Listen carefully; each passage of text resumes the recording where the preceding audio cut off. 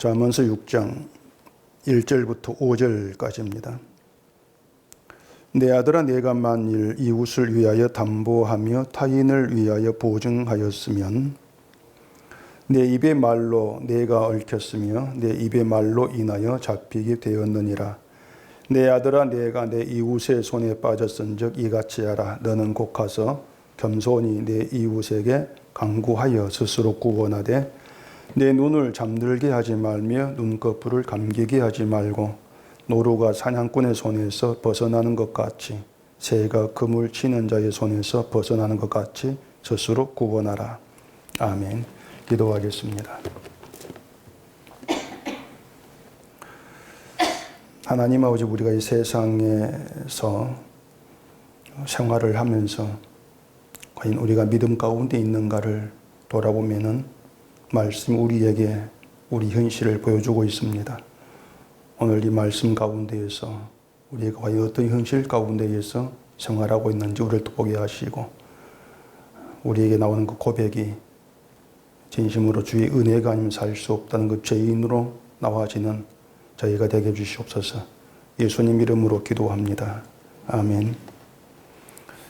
오늘 본문에 보면은 담보 또 보증이라는 말이 나오고 또 이웃을 위해 담보하고 보증했을 때 어떻게 할 것인가 이런 이야기를 하고 있습니다. 이것을 이 본문의 그 내용 그대로 이제 설명을 해본다면은 담보하고 보증하지 말라는 거죠. 또 담보하고 보증을 했다면 그건 이웃과 얽힌 것이고 또 이웃의 손에 이제 빠진 것이니까 가서 이웃에게 보증을 풀어달라 간청해서 풀려나라 이런 의미가 되는 것이고, 그리고 이제 그것이 노루가 사냥꾼의 손에서 벗어나고 또 새가 그물 치는 자의 손에서 벗어나는 것 같이 스스로 구원하는 것이다. 이제 그런 내용이라고 할 수 있습니다. 그러니까 문자의 뜻 하면은 그대로 이제 설명이 그렇게 되어진다는 것이죠. 한마디로 말해서 이웃을 위해 담보를 잡히든가 또 보증을 서고하는 것을 하지 말라, 그런 의미가 되는데, 이 보증에 대해서는 잠언이 말한 게 또 있습니다. 22장에서는 남의 빚에 보증을 서지 말라 이렇게 아예 단호하게 못 박아 얘기를 하고 있고, 또 11장 15절에서는 타인을 위하여 보증이 되는 자는 손해를 당하여도 보증이 되기를 싫어하는 자는 평안하니라, 이런 얘기가 있단 말입니다. 근데 이제 보증에 대해서 이런 정도의 이야기는 신자, 불신자 할 것 없이 누구나 알고 있는 그런 내용이란 말입니다. 보증을 서지 않으면 혹시 내 재산이 잘못될까 염려할 일도 없고, 그럼 평안하겠죠. 주식하는 것도 다르지 않단 말입니다. 요즘 우크라이나 사태 때문에 주식이 급락했다 이렇게 하는데, 주식 안 하는 사람들은 떨어지든 올라가든 그냥 평안하단 말이에요. 근데 우리가 이제 성경에 대해서 분명히 이제 생각해야 되는 게 뭔가 하면은, 성경은 그리스도의 십자가를 증거하는 생명의 말씀이라는 거죠. 우린 그렇게 알고 있지 않습니까? 그렇기 때문에 이 성경에서 어떤 말씀을 대한다 할지라도 그 말씀은 우리에게 십자가 복음을 증거한다, 그런 시각으로 우리가 봐야 한다는 것이죠. 그러니까 성경은 이제 우리가 잠언서를 보면서 많이 느낄 수 있는 흔히 말하는 이 생활의 지혜, 그런 것을 가르쳐 주지를 않습니다. 보증을 서게 되면 손해를 볼 수 있고 평안을 잃어버리니까 보증 서지 말아라. 이건 세상에서의 생활의 문제인 것이지 복음과는 관계가 없단 말이에요. 그런데 이제 기독교인들이 이 잠언을 자꾸 이 생활 속의 어떤 그 지혜를 가르치는 그런 수준으로 낮추어 자꾸 해석을 해버리는 게 문제죠. 말로는 생명의 말씀 이렇게 하고 있는데 정작 이 성경을 어떤 그 생명의 문제를 다루고 있는 그런 말씀으로 보지를 않는다는 겁니다. 죽은 자에게는 이 생명이라고 하는 것은 양보할 수 없고 소홀히 할 수 없는 굉장히 중대한 문제잖아요, 죽은 자에게는. 근데 이제 사람들이 기독교인 자기를 죽은 자로 안 봐요. 결국에는 죽은 자로 보지를 않기 때문에 이 성경을 정말 이 생명이라고 하는 중대한 문제를 다루고 있다, 그런 시각으로 보지를 않는 것이죠. 결국은 이제 우리가 자꾸 이 성경을 무시한다는 겁니다. 우리가 그 현실이 그런 거예요.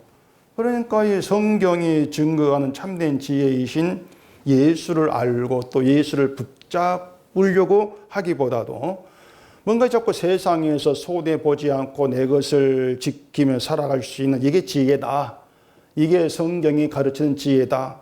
그런데 더 마음을 두기 때문에 성경에 관심이 없다. 이렇게 얘기할 수밖에 없는 거예요. 그렇기 때문에 본문과 같은 내용을 보면서 잠언은 보증 서지 말라고 한다. 이게 잠언이 가르치는 지혜고 하나님 맞습니다. 그렇게 이제 받아들이는 것이죠. 오래전에 그 TV에서 본 기억이 나는데 어떤 사람이 보증을 서가지고 집을 날려요. 그런 일이 비일비재 않습니까? 그 후에 그 사람 집안 가구는 보증 서지 말자 이렇게 정했다는 거예요. 뭐 사실 보증 서는 것을 좋아할 사람은 없을 겁니다. 뭐 형제나 친한 사람이 보증 서달라고 하면 정말 이건 난감하지 않을 수가 없죠. 거절도 못하고 말입니다. 인간이기 때문에 굉장히 난감해지죠. 그래서 기독교인 중에는 성경에 보증 서지 말라고 했어. 난 신자니까 말대로 해야 돼. 그러면서 핑계를 대고 거절하고 뭐 그런 것도 있을 수 있겠는데 그러면서도 이제 마태복음 예수님께서 꾸고자 거절하지 말라. 뭐 이러한 말은 또 관심이 없는 것이죠. 이 잠언은요, 또 우리가 지켜야 될 어떤 생활의 규칙, 지혜, 이러한 걸 우리에게 절대로 말하지를 않습니다. 이건 잠언만이 아니고 성경 자체가 그렇다는 것을 잊으면 안 돼요. 그래서 보증을 서지 말라 이런 내용 보면서 하나님은 신자가 보증 서는 것을 원하지 않는다. 이렇게 이제 말씀하는 것처럼 생각을 해버리는 것. 이게 자꾸 이 성경을 하나의 그 삶의 규칙, 법으로 받아들이는 그런 결과가 된다고 하는 겁니다. 그게 뭐냐면은 결국에 그래요. 인간이 자꾸 어떤 존재인가를 잊어버리는 겁니다. 인간이 어떤 존재인가. 이걸 생각하지 않고 성경을 보기 때문에 자꾸 내 생활, 내 삶에 있어 유익된 것이 뭘까. 그런 시각이 자꾸 이제 튀어나오게 되어지는 것이죠. 성경이 말한 인간됨이라고 하는 것은 죄인밖에 없어요. 죄인밖에 없고 또 이 죄인에게서 나오는 건 죄밖에 없는데 그런 죄인이 성경 말씀을 내가 지켜야 된다. 보증 서지 않는 게 말씀 지키는 것이다. 이렇게 생각하는 게 죄인됨을 잊고 있다. 이런 뜻이 되는 겁니다. 다시 말하지만 우리는 성경을 지킬 수 있는 능력이 없습니다. 없는데 보증 서지 말라 이렇게 말씀하기 때문에 보증을 안 서는 것이 말씀을 지키는 것인가? 이렇게 연결시켜 생각할 수 없는 것이죠. 그런 건 성경이 얘기하는 게 아니니까. 그래서 제가 자꾸 답답하게 좀 생각하는 것 중에 하나가 뭔가 하면은 우리가 나는 죄인입니다 이렇게 이제 말 한마디 해놓고 마치 죄인인 것을 잘 알고 살아가는 것처럼 그렇게 착각을 하는 게 참 답답해요. 그건 정말 큰 착각입니다. 진짜 우리 현실은요, 언제나 우리는 죄인됨을 잊고 살아갑니다. 그게 우리 진짜 현실이에요. 모두가 그래요. 그렇기 때문에 보증 서지 말라 이런 말씀 보면서도 야, 보증 서기 실은 잘 됐다 이런 심정으로 또 이런 내용을 보게 되지 않겠습니까? 아마 성경에 이웃이 보증을 원하면 거절하지 말라 이렇게 해서 굉장히 고민했을 거예요. 반대로 하면은. 그러니까 그런 게 뭐냐면 자꾸 나를 위주로 성경을 보는 거예요. 나를 위주로. 그러니까 어떤 성경 고민이 되고 어떤 이렇게 평안이 되고 이렇게 다가오는 것이죠. 그런 것들이 그 죄인됨을 잊어버리고 성경을 보는 그런 자에게서 나타나는 자세, 성경을 보는 시각 이렇게 되어지는 겁니다.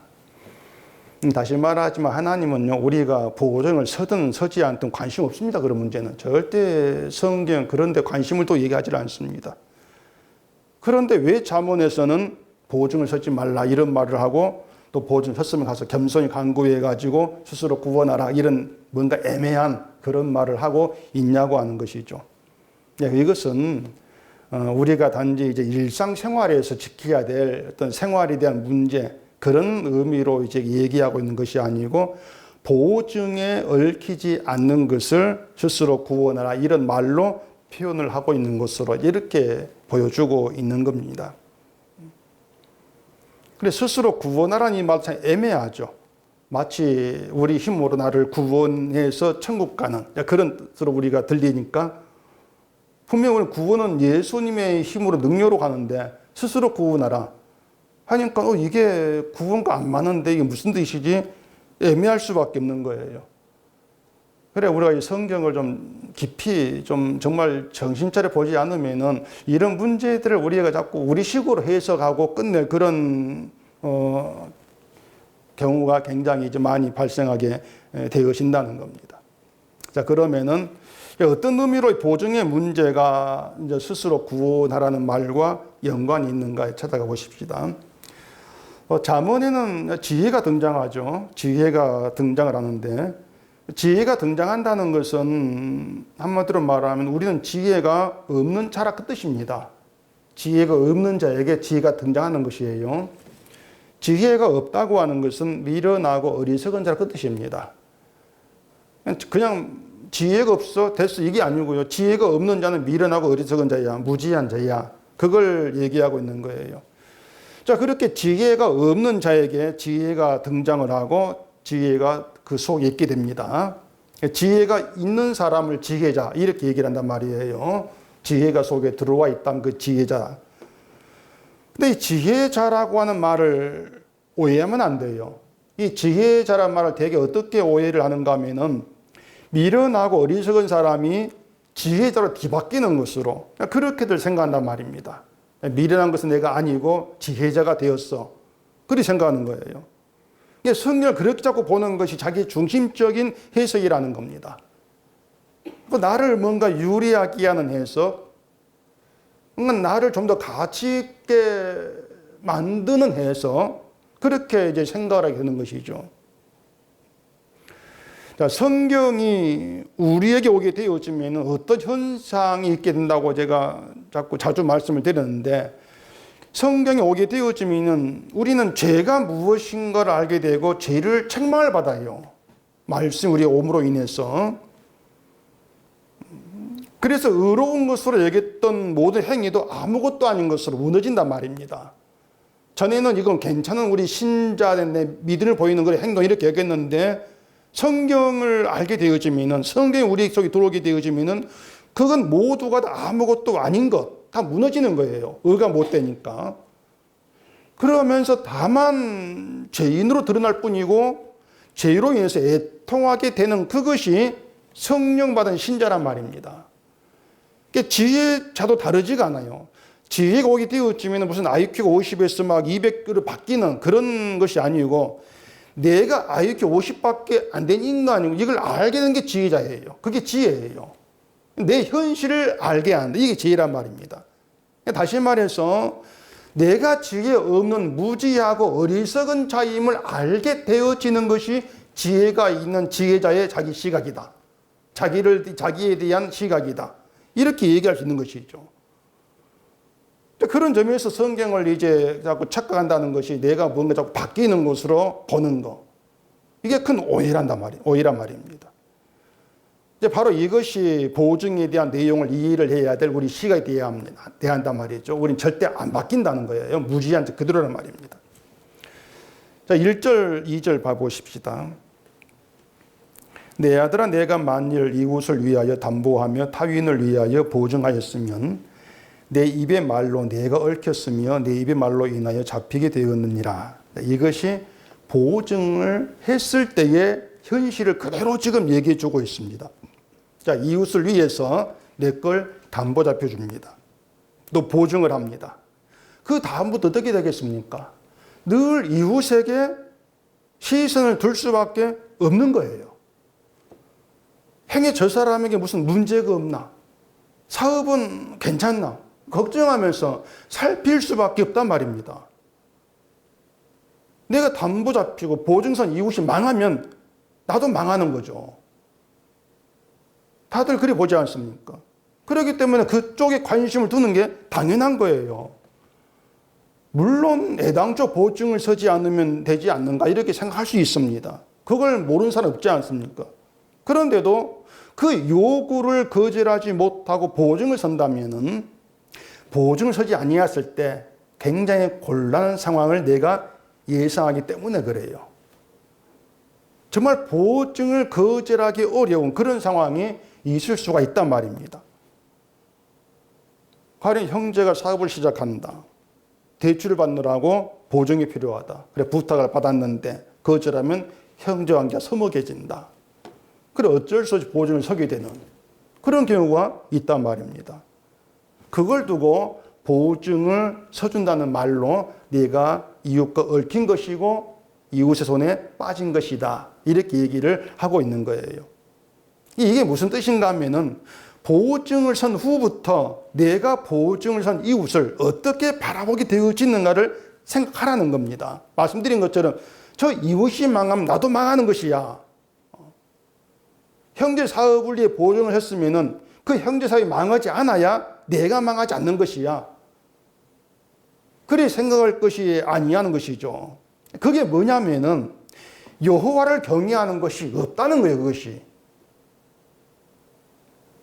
결국 이것이 우리가 평소에 세상을 어떻게 살아가고 있는가를 보여주는 것이 되는데 뭐냐면은 내가 생각하고 행동하는 것이 여호와를 경외하는 것이 없는 모습, 여호와를 경외하는 것에서 멀어져 있는 것이 된다. 이걸 알지를 못하고 그냥 행동한다는 거예요. 무엇인지 모르고 행동한다는 것입니다. 뭔가를 하는데, 우리가 살아가는데 생각을 하고 뭔가 하고 있는데 그게 내가 지금 뭘 하는지를 몰라요. 여호와의 관계 속에서 내가 뭘 하는지를 모르고 아예 생각지도 않고 한다는 것. 이게 우리가 세상을 살아가는 심각한 문제성이 있다는 것입니다. 자, 다시 보증을 서달라 부탁을 받았다고 합시다. 도무지 거절하기 어려운 사람이 부탁하면 고민을 할 수밖에 없죠. 또 그 고민은 보증을 섰을 때 혹시 잘못되면 어떡하지? 보증을 서지 않으면 그 사람 나에게 섭섭하게 생각할 건데 나중에 나에게 불이익이 오면 어떡하지? 저 사람이 망한다면 내가 보증 서지 않는 게 잘한 것인데 그 사람 망하지 않고 잘 된다면은 결국은 그 사람과 내 관계가 끊어질 것이고 그게 내 손에 띄지 않을까. 별 고민이 다 생긴단 말이에요. 결국에 한마디로 말하면 그 보증으로 인해서 고민하고 염려하게 되는 것은 내 미래 문제죠. 나중에 문제죠. 그게 고민되는 거예요. 저 사람이 망하지 않는다는 것만 확실하면은 보증 서주고 그래 관계를 돈독하기 위해서 나중에 저 사람 도움도 받고 덕도 받고 그러면 참 좋겠는데 그 미래가 확실치가 않다는 겁니다. 결국 뭐냐면요. 보증이라는 것 때문에 보증을 서게 되면서 보증선 저 사람 미래가 내 미래가 돼버리는 거예요. 저게 망하면 나도 망한다. 저게 잘 되면 내가 이익이 될 수가 있어. 그 이웃의 미래가 내 미래가 된단 말입니다. 이게 보증이 담겨있는 시선이란 거예요. 단순한 보증이 아니고. 결국 저 사람 미래가 내 미래가 돼. 보증선 후에 내 미래가 저 사람에게 달려있어. 이것이 이웃과 얽힌 것이고 이웃이 잡힌 거예요. 결국은. 근데 이러한 생각이 여호와를 경외하지 않는 자들과 다르지 않는 세상을 살고 있는 그런 방식이라는 겁니다. 여호와를 경외한다. 우리 입으로 그렇게 얘기하면서도 실상은 여호와를 경외하지 않는 그런 자들과 똑같이 세상 현실을 살아간다는 그 얘기인 거예요. 그런 점에서 우리가 여호와를 뭐 경외해야 된다 이렇게 얘기하지만 우리가 여호와를 경외할 수 있는 건 없습니다. 그건 우리가 어떤 방식과 어떤 세상으로 어떤 생각으로 세상 살고 있는가 이걸 들여다보면 명백히 알 수 있는 문제예요. 어떤 사람과의 관계나 또 직장을 다니면서 살아가는 모든 일에서 여호와를 경외하는 게 없습니다. 사실은요. 그게 우리 현실이에요. 없어요. 잠언은 그것을 보증이라고 하는 우리가 세상을 살면서 겪는 평범한 일상생활이죠. 보증은 그 일상생활에서 얼마든지 발생할 수 있는 그 보증이란 그 문제를 가지고 보여주고 있습니다. 너희에게는 여호와를 경외하는 게 없다. 그런 점에서 본문은 담보, 보증 이런 말을 하고 있긴 하지만 사실은 담보자표, 보증서는과 무관한 얘기를 하고 있습니다. 너희가 누구냐? 그걸 얘기해 주고 있는 것이 보증서지만 그런 얘기를 하고 있는 것이 아니란 것이에요. 이게 우리가 성경을 정말 정신 차리고 보지 않으면 안 되는 이유가 되는 겁니다. 우리가 보는 것과 다른 얘기를 성경이 하고 있으니까. 그 다른 게 뭘까? 우리가 늘 그걸 이제 보여야 한다는 것이죠. 성경은 십자가를 증거한 생명의 말씀이라고 했죠. 성경에서 일상생활의 지혜를 찾으려고 하지 말라는 겁니다. 담보나 보증이란 말에서 생명이 되는 십자가를 증거받는 것. 그게 정말 정신 차리고 내 위주로 성경을 보지 않는 지혜자의 시각. 이렇게 얘기할 수가 있는 거죠. 그래서 성경을 문자 그대로 받아들이면서 보증 서지 말라 이런 말이 있다고 해서 교인들은 서로 보증 서면 안 됩니다. 이렇게 말하는 것이 그 스스로 여호와를 경외하는 게 없습니다. 자기가 누구인가를 모릅니다. 이걸 드러내고 있는 거예요, 결국에는. 3절 봐보십시다. 내 아들아 내가 내 이웃의 손에 빠졌은즉 이같이 하라. 너는 곧 가서 겸손히 내 이웃에게 간구하여 스스로 구원하되 내 눈을 잠들게 하지 말며 눈꺼풀을 감기게 하지 말고 노루가 사냥꾼의 손에서 벗어나는 것 같이 새가 그물 치는 자의 손에서 벗어나는 것 같이 스스로 구원하라. 이웃에게 간구하여 스스로 구원하라. 이렇게 얘기하고 있는데 이것도 문자 그대로 보면은 이웃의 보증에서 해방하기 위해서 그 보증 취소해달라고 간청하라. 이러한 뜻이 되겠죠.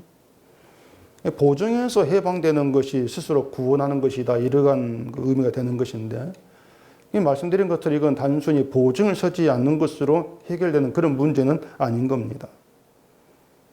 말씀드린 것처럼 보증을 쓰면은 그 이웃의 미래가 나의 미래를 결정한다. 이런 시각이 되어버린다 그랬습니다. 이웃이 망하면 나도 망하는 거야.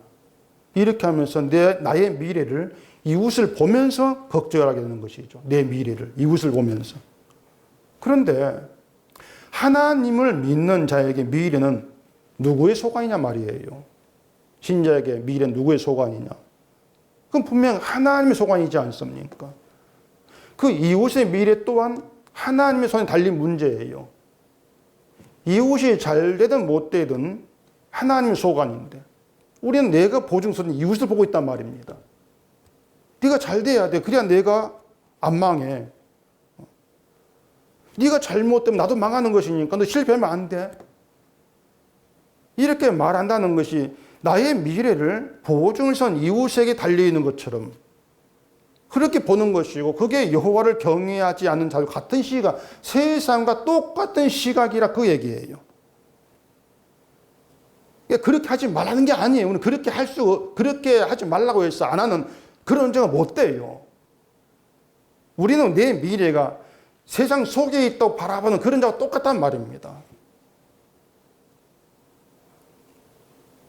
전도서 9장 봐보십시다. 전도서 9장 1절입니다. 이 모든 것을 내가 마음에 두고 이 모든 것을 살펴본 즉 의인들이나 지혜자들이나 그들의 행위나 모두 다 하나님의 손 안에 있으니 사랑을 받을런지 미움을 받을런지 사람이 알지 못하는 것은 모두 그들의 미래의 일들임이니라. 무슨 말이냐면 미래의 일은 사람이 알지 못한다 그 뜻이거든요. 사람이 모른다. 하나님의 손에 있는 것이 사람의 미래이기 때문이라는 것입니다. 근데 우리가 어떻게 세상을 보는가 생각해 보세요. 사람은요, 그 사람을 보면서 그의 미래를 미리 짐작을 해버립니다. 그 사람 조건, 형편을 가지고. 돈 많고 건강하고 이질 잘하고 부지런하면 저 사람 잘 될 거야. 우리 그렇게 미래를 미리 짐작하지 않습니까? 우리가 세상을 살아가는 방식이 그런 거예요. 사람을 대할 때에도, 누구를 대할 때에도 늘 그 사람의 어떤 형편, 지금의 조건, 그걸 가지고 그 사람 나중에 이럴 것이야. 우리 그렇게 짐작을 하지 않습니까? 그게 뭐냐면 사람 미래가 여호와의 손에 있다. 그게 우리 가운데 없는 거죠. 그러니까 여호와를 경외하는 게 없다는 거예요, 우리에게는. 보증 설 때도 그런 걸 생각하잖아요. 게으르고 돈도 없고 뭐 사치만 하고 그런 사람이 와가지고 당신 담보 잡혀가지고 나 보증 서주라. 그럼 누가 서주겠습니까? 보증 선다는 건 손을 친다, 그 짝짝하는 그런 의미가 됐는데 그 사람 손을 내밀 때 손을 잡아주려고 하지를 아니한다는 거예요. 왜냐하면 우리 생각에 야, 넌 잘 될 수가 없어.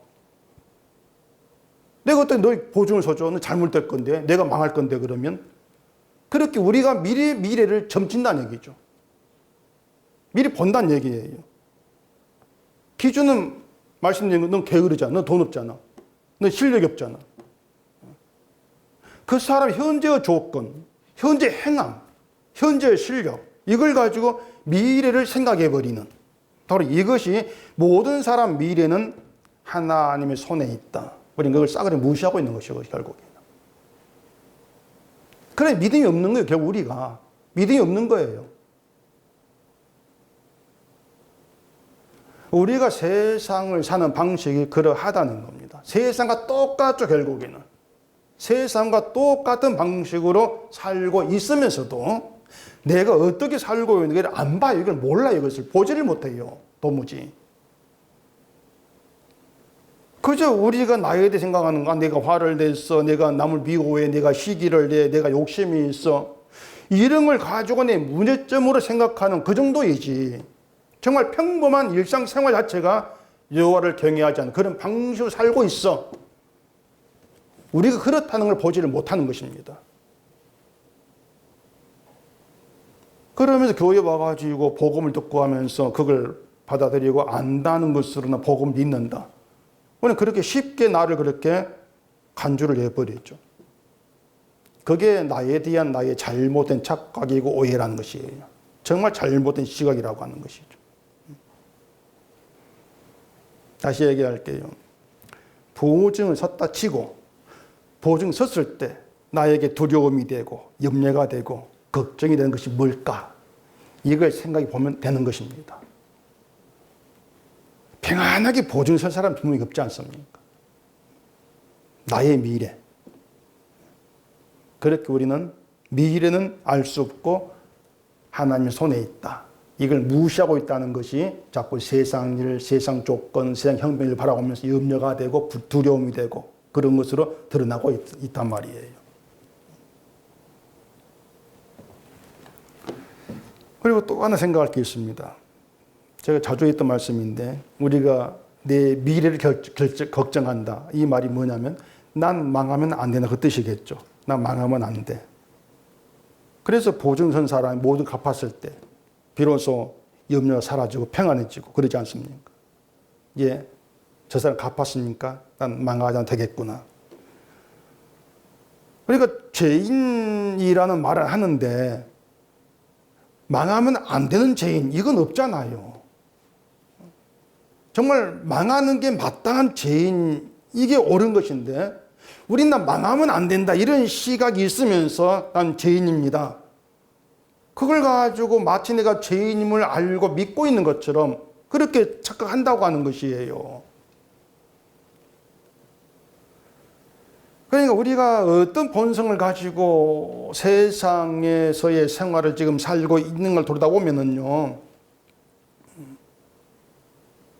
우리는 정말 어떤 형편에서도 내 미래 문제로 염려하지 않고 살아갈 그런 능력이 없는 자들이죠, 사실은요. 우리는 그런 능력이 없는 거예요. 내 미래, 자식의 미래 걱정하지 않고 염려하지 않고 모든 게 여호와의 손에 있어 그런 믿음을 살아가십시오. 아무리 얘기를 해도 우리 본성은 안 됩니다. 정말 그렇게 살 수가 없습니다. 그리고 또 나는 망해도 됩니다. 이런 생각으로 예수를 믿는 사람이 과연 있겠냐고 하는 것이에요. 우리의 본성은요, 난 망하면 안 됩니다. 난 손해보면 안 됩니다. 이거란 말이에요. 그래 다시 얘기하자면 죄인이라고 얘기하는 것도 사실 따지고 보면은 거짓말이라고 하는 거죠. 거짓말이다. 뭐 이거 피노키오처럼 뭐 거짓말하면 코가 길어지는 그런 게 없었어. 그렇지. 피노키오 동화 내용처럼이라면은 난 죄인입니다. 기도할 때마다 코가 막 길어질 거예요. 그런 기도도 안 하겠죠. 표가 나니까. 그래서 죄인이라고 말하는 것으로 마치 신자인 것처럼 행세하는 것도 위선이다. 거짓말이다. 그렇게 자기를 보게 되는 것이 지혜자 그 말입니다. 그렇게 자기를 보게 되어지는 것. 좀 그런 점에서 이 성경 우리를 참 난감하게 만들어요. 정말 난감하게 만드는 게 성경입니다. 옳다고 생각했던 것이 옳은 것이 아니고 또 믿음이라고 생각했던 게 믿음이 아니고 모든 걸 아닌 것으로 다 그렇게 잘라내버리는 게 성경이란 말. 난감해요. 참 난감해요. 우리는 옳고 안다고 생각했던 것이 무지한 것이고 어리석음이었다. 그렇게 가르치고 있는 게 성경이니까 난감해진 것인데, 근데 그렇게 만드는 것이 지혜로 말미암아 드러나는 현상이라는 겁니다. 그래서 자문이 지혜가 온다는 것은요, 지혜를 받아서 지혜 있는 자로 잘 해봐. 그게 아니에요. 성경 그런 게 없어요. 지혜가 옴으로써 너는 무지하다는 겁니다. 그걸 인정하게 하는 게 지혜의 일이에요. 자, 이처럼 지혜로 인해서 우리에겐 여호와를 경외하는 것도 없어. 우리가 정말 무지한 자, 정말 내가 어리석은 자, 이렇게 얘기했을 때 우리의 그 미래라고 하는 건 결코 세상에 있지 않지 않습니까? 우리의 미래라고 하는 것이. 세상에 있는 조건이 미래를 결정하지 않는다는 거죠. 세상에서의 아무리 좋은 조건으로 가지고도 예상할 수 있는 미래는 그냥 세상에서 성공한다, 잘된다, 이게 전부예요, 사실은요. 그게 전부죠. 물론 그것도 반드시 보장할 수 없는 일이지만은 어쨌든 설령 세상에서 지금 좋은 조건을 가지고 잘되고 성공을 한다 할지라도 그 미래는 구원이 될 수가 없는 미래란 말입니다. 그건 구원 밖에 있는 미래예요. 진짜 인간의 미래는 하나님의 사랑을 받느냐 미움 받느냐 이걸로 결정이 되는 게 인간의 미래예요. 사랑이냐 미움이냐. 근데 우리 힘으로 사랑을 받을 가능성은 없어요. 내가 뭔가 해서 사랑받을 자로 드러나는 이건 우리에게 있을 수 없어요. 아무리 잘하려고 힘을 쓴다 할지라도 하나님께는 모두가 다 거부가 되는 것들이에요.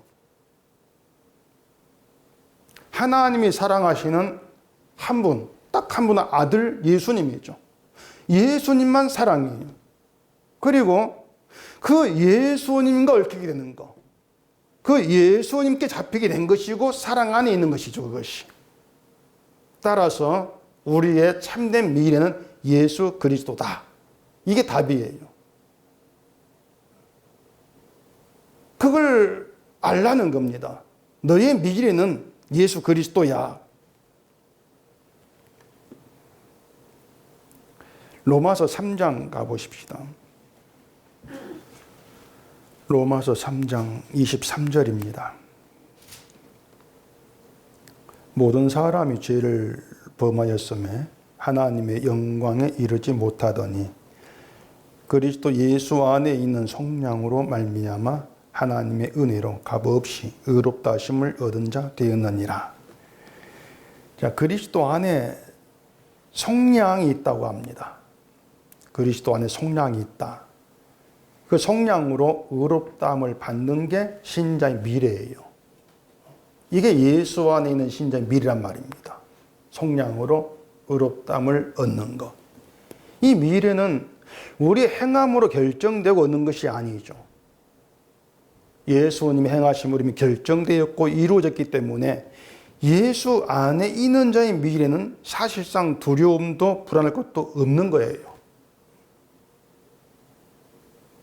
그래, 우리가 분명히 인식을 해야 되는 것은 세상 안에 내 미래가 있는 게 아니라는 겁니다.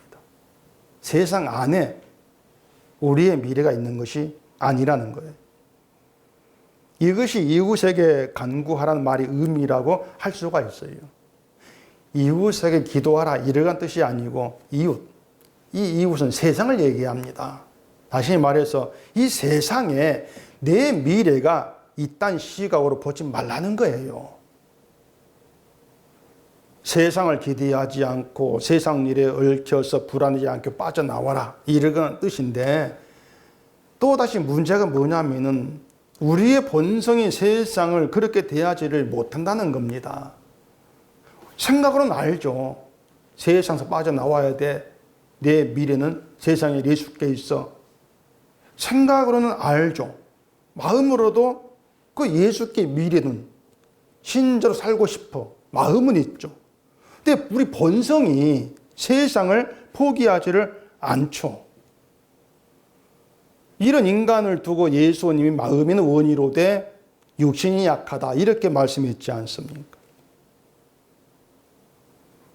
예수님이 제자들과 함께 겟세마니에 기도하러 가십니다. 예수님이 기도하고 오셨을 때에 제자들이 자고 있죠. 그래서 예수님이 이제 그 제자들이 이렇게 말씀했어요. 제자들에게 오사 그 자는 걸 보시고 베드로에게 말씀하시되 너희가 나와 함께 한 시간도 이렇게 깨어 있을 수 없더냐. 시험에 들지 않게 깨어 기도하라. 마음에는 원이로되 육신이 약하도다 하시고, 이 말씀 있지 않습니까? 자, 예수님이 기도하셨는데 예수님의 기도는 죄로 인해서 저주받은 인간의 죄를 대신 지고 죽으시는 그 십자가 일로 인한 기도였습니다. 그게 주님의 기도였죠. 근데 제자들은 그 예수님의 기도를 보면서도 그 기도가 저주받은 자기들 때문이라는 것을 알지를 못합니다. 이게 제자들이었습니다. 한마디로 말해 제자들은 자기들을 저주받은 자, 그렇게 안 보고 있는 거예요.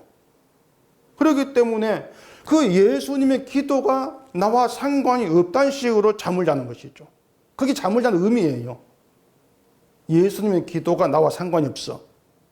그렇게 보면은 시험에 들지 않게 깨어 기도하라는 것은 사탄의 시험이라고 하는 것이 항상 나에게서 저주가 나온다. 내가 저주 아래에 있는 자라. 그렇게 나를 보지 못하게 하는 게 사탄의 시험으로 펼쳐진다는 것입니다. 따라서 깨어 기도하라는 것은 저주받은 자로 죽게 나오는 걸 의미해요. 네가 저주 아래에 있는 죄 아래에 있는 자임을 알라는 거예요. 그 깨어 기도하라 그 말이에요. 이게 5절에 있는 대로 내 눈을 잠들게 하지 말며 눈꺼풀을 감기게 하지 말고, 이런 내용과 연결되는 것이죠. 쉽게 말해 잠자지 마라. 그래서 이웃에게 간구해서 스스로 구원하라는 것은 네 힘으로 이웃에게서 벗어나라. 얽히고 잡힌 그 관계에서 벗어나라. 이런 뜻이 아닌 겁니다. 다시 말하면 우리는 세상에 매이지 않고 세상에 내 미래를 두지 않고 살아갈 힘이 없어요. 우리는 아예 그런 능력이 없는 자들이에요. 세상을 내 힘으로 떨쳐버리고 나는 주만 믿고 살래 이렇게 나갈 실력자가 못 되는 거예요. 세상을 잘라야 하는 걸 알고 있지만은 문제 육신이에요. 육신이 그렇게 못하는 거예요. 결국 내 원수가 육신이라 그 말입니다. 그 육신 때문에 세상을 도무지 포기를 못하는 겁니다. 그렇다면 세상을 포기하고 보증을 서서 망해도 된다. 이런 마음으로 세상을 봐야 된다. 이런 생각이 있다면은 난 도무지 그렇게 못할 자구나. 이걸 알 것 아닙니까? 나는 도무지 세상으로부터 내가 그 얽힌 관계를 내가 끊어버릴 그런 힘이 없어. 난 안 된다. 그 절망을 맛볼 것 아니냐 말이에요. 그게 자기를 구원하겠다 그 말입니다. 그것이 나의 절망을 맛보게 되는 것이 자기 구원이라는 것이에요. 성경은 우리를 믿음의 실력자로 만들려고 하지를 않는다 그랬어요. 잠언도 마찬가지입니다. 잠언은 우리가 무지하고 어리석고 악하고 교만한 자라는 것을 평범한 일상생활 통해 드러내고 있는 거예요. 그래서 무지한 자에서 빠져나오게 하는 것이 아니고 그 무지함이 바로 너의 모습이라는 것을 보게 한다는 겁니다.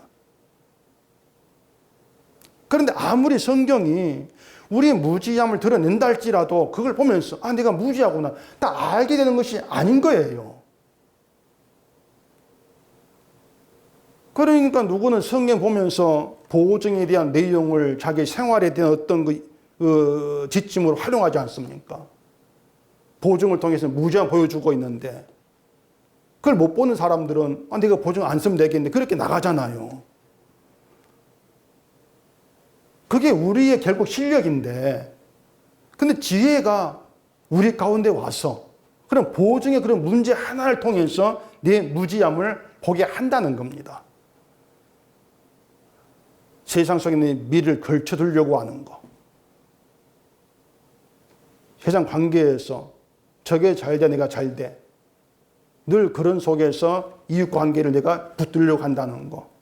그러면서 하나님을 경외하는 게 없다. 내 미래가 여호와의 손에 있다. 그런 믿음이 없는 우리 실상을 보게 하는 거죠. 그게 지혜예요, 그것이. 반대로 우리를 유혹하는 제국 권세 사탄은요. 네가 좋은 믿음이 돼야지. 너 지혜 받았잖아. 그럼 지혜를 가지고 믿음 생활 잘해야지. 여호와를 기쁘게 해야지. 할 수 있어. 보증은 서지 마. 그게 하나님의 뜻이야. 그래 선동을 해요. 그것이. 그게 사탄의 유혹이라는 겁니다. 그 선동 속에 잡힐 때에 인간 자기의 무지함을 못 보는 거죠. 왜냐? 이렇게 하면 그게 지혜 있는 것이야. 이게 믿음이야. 그렇게 자기를 보기 때문에 무지함을 못 본다는 것이에요. 근데 그런 사탄 유혹을 우리 힘으로 이길 수 없다는 겁니다. 그런데 그렇게 이길 수 없는 현실 속에서 은혜를 본다는 거예요. 이길 수 없는 그 절망이란 내 현실에서 은혜를 봐요. 사탄에게서 벗어나지 못하고 늘 유혹받고 살아가는 그런 나에게 그 십자가라고 하는 다른 법이 주어졌다는 거. 그게 은혜가 된다는 것입니다. 그러면서 이 은혜가 나의 미래구나. 이걸 아는 거죠. 주의 은혜가 내 미래구나.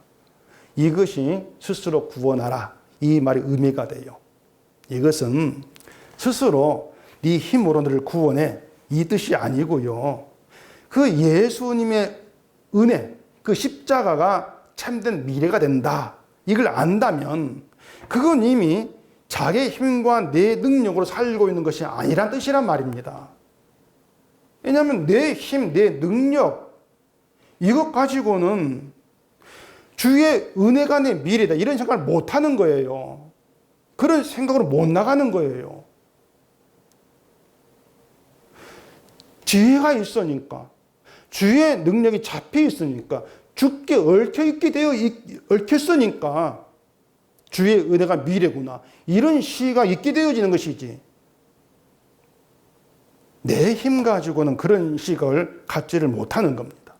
그렇다면 주께 잡혀있는 자에게 스스로 그 말의 의미는요. 내 힘으로 인한 스스로가 아니고 주의 능력이 잡힌 자의 스스로입니다. 주의 능력 안에 스스로. 내 힘이 아니라 그 뜻이에요.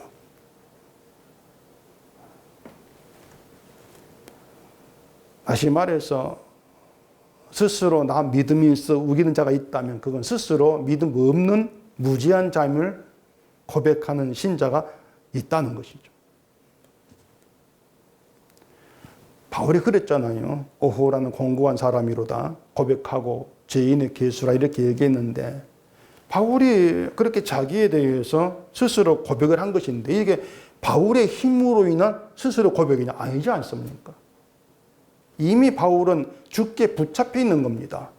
주께 붙잡힌 자로서의 스스로죠. 내 힘이 아니라 주의 힘이 의한 스스로다. 이게 성경을 보면서 반드시 깨달아야 될 인간의 내용이라는 거예요. 믿음 안에서는 내가 내 힘으로 스스로 하는 거 없다는 것입니다.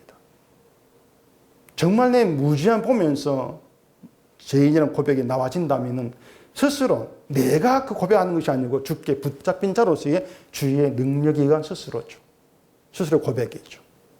주의 은혜로 인한. 그게 주 안에는 신자됨이라고 하는 거예요.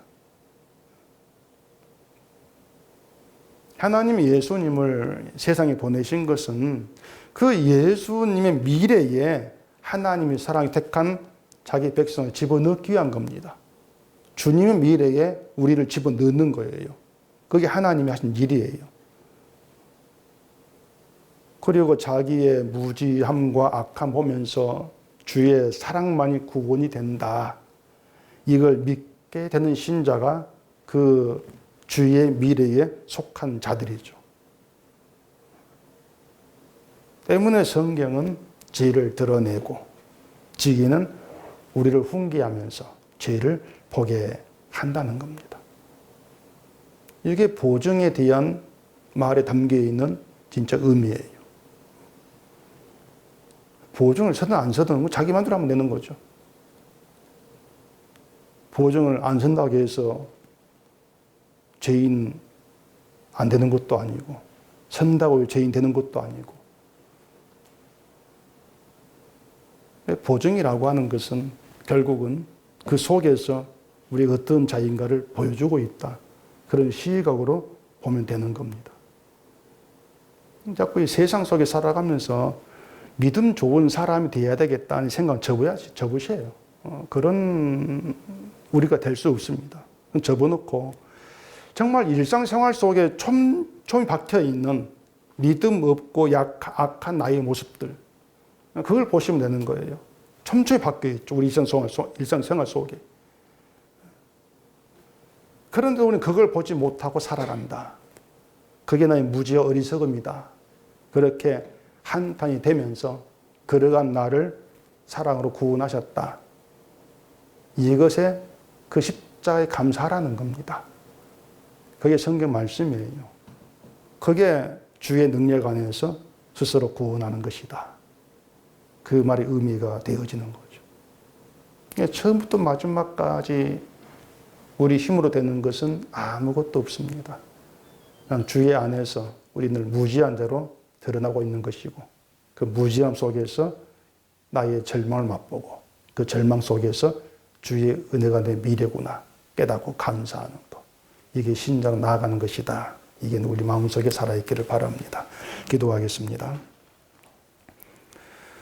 우리 아버지 하나님, 우리가 늘 이 세상에서 일상생활을 살아가면서 결국 깨닫게 되어지는 것은 우리가 무지한 자고 믿음이 없고 여호와를 경외하는 것도 없는 자란 사실입니다.